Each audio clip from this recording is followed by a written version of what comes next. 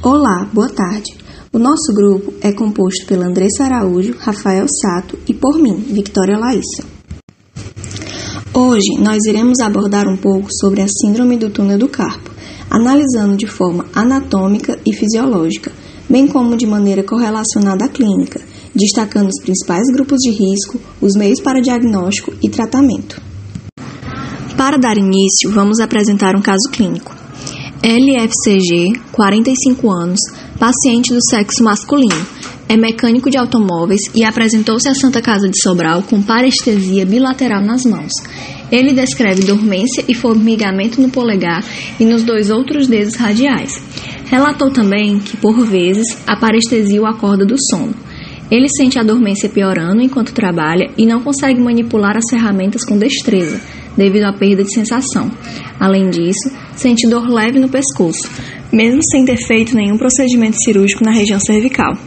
Porém, relatou que já passou por uma cirurgia prévia para núcleo pulposo de hérnia lombar. Podemos destacar aqui alguns sinais e sintomas que estão muito relacionados à síndrome do túnel do carpo, como parestesia bilateral nas mãos, dormência e formigamento nos dedos radiais, a parestesia que é tão forte que o acorda do sono e a perda de sensação. Esses sinais e sintomas são ocasionados devido à compressão do nervo mediano na região do túnel do carpo.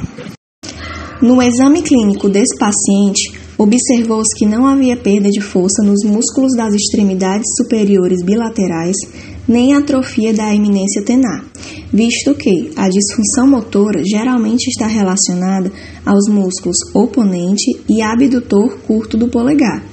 Em casos mais graves, pode ocorrer atrofia da eminência tenar, geralmente relacionada à atrofia do músculo abdutor curto do polegar. Observou-se também que a manobra de Fallen deu positiva e o sinal de Tiney também. Bom, meu nome é Andressa e eu vou falar sobre os aspectos anatômicos que compreendem a síndrome do túnel do carpo.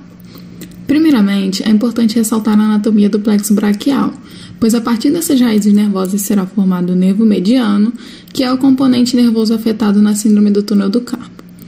Tal nervo é originado dos ramos ventrais de C5, C6, C7, C8 e T1. Posteriormente, as divisões anteriores do plexo formarão os fascículos lateral e medial, que irão se unir, dando origem ao nervo mediano. Dessa forma, o nervo mediano vai percorrer o braço anteromedialmente e no antebraço irá emitir prolongamentos para os músculos pronador redondo, flexor radial do carpo, palmar longo e flexor superficial dos dedos. Distalmente, irá emitir o nervo interósseo anterior, que vai inervar os músculos flexor longo do polegar, pronador quadrado e a metade radial do músculo flexor profundo dos dedos. Logo, com exceção da metade ulnar do músculo flexor profundo dos dedos e do músculo flexor ulnar do carpo, o nervo mediano inerva todos os músculos flexores do antebraço, sendo o nervo mais importante nesse movimento. Além disso, o nervo mediano também faz a inervação da mão. Próximo ao punho, o nervo mediano emite um ramo cutâneo palmar, que perfura a face do antebraço e cursa superficialmente ao retináculo dos flexores. Esse ramo segue até atingir a base da eminência tenar e a região palmar proximal, onde irá fornecer inervação sensitiva. Consequentemente, esse nervo geralmente é poupado na síndrome do túnel do carpo. Na região palmar da mão, após passar no túnel do carpo, o nervo mediano se divide em seus ramos distais, que são o ramo recorrente motor, que em geral é único e inerva os músculos tenares, ou seja, o oponente do polegar, o abdutor e o flexor curto do polegar, e também emite ramos motores que seguem para o primeiro e segundo músculos lumbricais. E, finalmente, os ramos digitais palmares sensitivos, que inervam a pele dos dedos indicador, médio e metade radial do anelar. Portanto, na face palmar, inerva os 3 dedos radiais e a metade radial do dedo anelar, e dorsalmente ele inerva a falange dos dedos indicador e médio, tendo contribuição em parte do polegar e anelar. Nesse sentido, é possível perceber a importância desse nervo para a flexão da mão, bem como observar seu território sensitivo, o que será fundamental para a avaliação dos sintomas da síndrome do túnel do carpo. O túnel do carpo é um túnel osteofibroso definido como espaço situado entre o ligamento transverso do carpo, também chamado de retináculo dos flexores, e os ossos do carpo, localizados dorsalmente. Ele é delimitado na borda ulnar pelo âmulo do amato e os ossos piramidal e pisiforme. Na borda radial está o escafoide, o trapézio e o tendão do flexor radial do carpo. O túnel do carpo contém o nervo mediano e mais 9 tendões de músculos flexores. Mais profundamente estão os 4 tendões dos músculos flexores profundos dos dedos. Na margem radial está o tendão do músculo flexor longo do polegar e na margem ulnar estão os tendões dos músculos flexores superficiais dos dedos. Entre eles está localizado o nervo mediano, que é a estrutura nervosa acometida na síndrome do túnel do carpo. A compressão desse nervo pode ocorrer devido a vários fatores, como edemas, alterações ósseas, traumas, hipertrofia tenossinovial e aumento da pressão nessa região. Para o diagnóstico e tratamento devidos, existem 5 etapas importantes a serem observadas.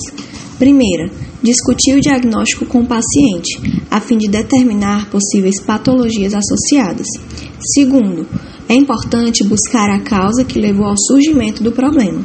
Terceiro, avaliar o grau de compressão através do teste de Weber, que analisa a sensibilidade discriminativa entre 2 pontos, e avaliar também a força dos músculos tenarianos inervados pelo nervo mediano. Quarto, é necessário julgar a possibilidade da feitura de exames como a eletroneuromiografia, que mede a neurocondução do nervo. E, finalmente, no 5º passo, propor um tratamento adequado à situação do paciente. Os 2 principais testes provocativos utilizados no diagnóstico da síndrome do túnel do carpo são o sinal de Fallen e o sinal de Tinel. O primeiro é feito com a flexão dos punhos com o cotovelo estendido.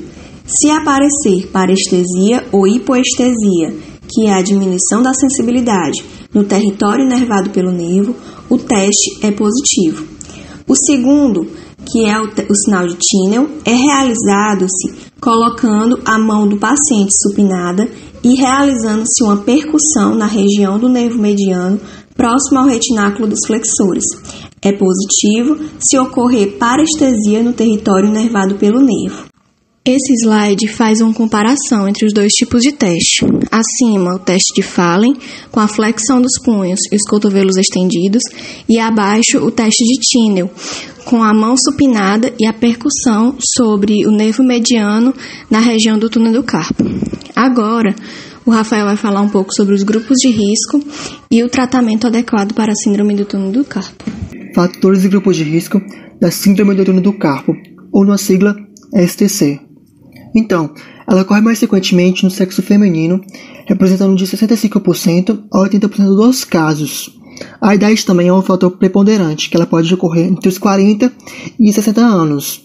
E a maioria dos casos também são bilaterais, ou seja, podem ocorrer dos 2 lados.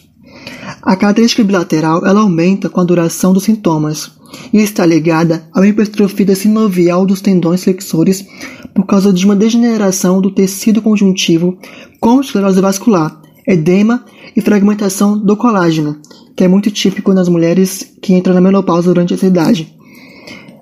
Com relação à STC e trabalho de computadores, não houve um aumento da prevalência da STC em casos de trabalho no computador em mais de 15 horas por semana. Entretanto, uma tendência ao aumento foi demonstrada para além de 20 horas por semana. No estudo também diz que foi demonstrado que o sexo, idade e fatores genéticos e antropométricos, que é o tamanho do túnel do carpo, representam os fatores de maior predisposição e os mais importantes. As atividades manuais repetitivas, exposição às vibrações e ao frio são os menos importantes. Outros fatores também a obesidade e o tabagismo. Na síndrome do túnel do carpo, nós temos 2 opções de tratamento. No clínico, faz-se uso de órtese com talas, que é um tratamento primário para imobilização e estabilização do membro. Também pode ser feita injeções de corticosteroides e essa opção deve ser considerada antes de uma descompressão cirúrgica. No cirúrgico, temos a libertação do nervo mediano no canal do carpo através da abertura do ligamento transverso do carpo, ou TCL na sigla em inglês. Essa operação pode ser realizada através de técnicas endoscópicas, mini-invasivas ou abertas. Entretanto, resultados imediatos da dor e retorno precoce ao trabalho favorecem técnicas endoscópicas.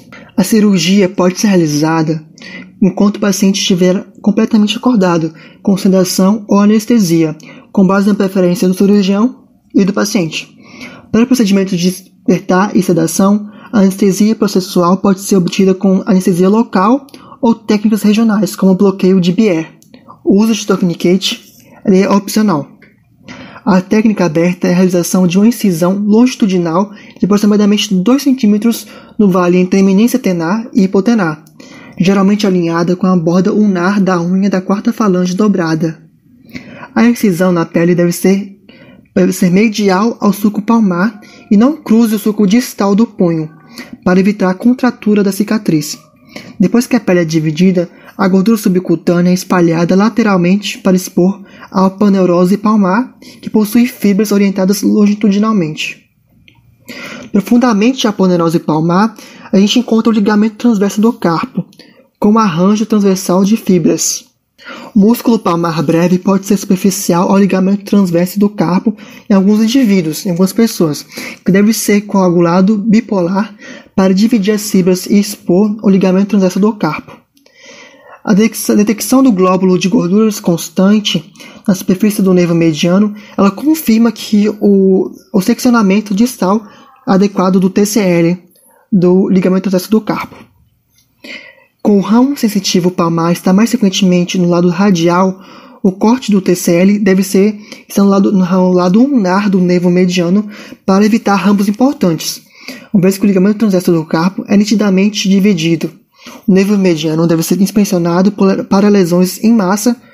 A tesoura pode ser executada proximal e distalmente para garantir a divisão do ligamento transverso do carpo na palma da mão e na borda distal da face antebraquial do antebraço distal. Quanto à técnica operatória de liberação endoscópica, ela requer o uso de sistemas mais especializados. E na maioria desses sistemas, a técnica envolve a passagem do trocarte endoscópico para o túnel do carpo e o uso de uma lâmina para dividir o ligamento transverso do carpo na retirada do sistema canulado. Uma das complicações que a gente pode ter no pós-operatório é um incômodo doloroso nessas duas almofadinhas que nós temos na mão, que a gente chama de eminência tenar e eminência hipotenar. Ela só ocorre porque na hora que nós abrimos o ligamento que ocasiona a síndrome do túnel do carpo, existe uma reacomodação dos ossos que constitui a parte rígida do túnel do carpo. Isso acaba levando a dor no pilar do polegar e no pilar do quinto dedo. Por isso nós chamamos de dores dos pilares. Uma outra situação adversa que pode ocorrer é a formação de uma cicatriz um pouco dolorosa, mas essa situação pode ser resolvida ao longo do tempo, ao longo de um curto tempo. As dores dos pilares desaparecem em torno de 3 a 6 meses e com a ajuda da fisioterapia e uma ou duas infiltrações de corticoide, neste caso, já com o túnel aberto, não levando ao aumento da pressão no interior desse túnel, seria bastante benéfico e ajudaria a catalisar que o paciente tenha esse problema resolvido o mais rápido possível. Pronto, essas são as nossas referências. Nós procuramos apresentar a síndrome do túnel do carpo de forma mais sintética possível e completa. Então, esperamos que vocês gostem e que possam aprender da mesma forma como nós aprendemos muito através desse trabalho. Muito obrigada!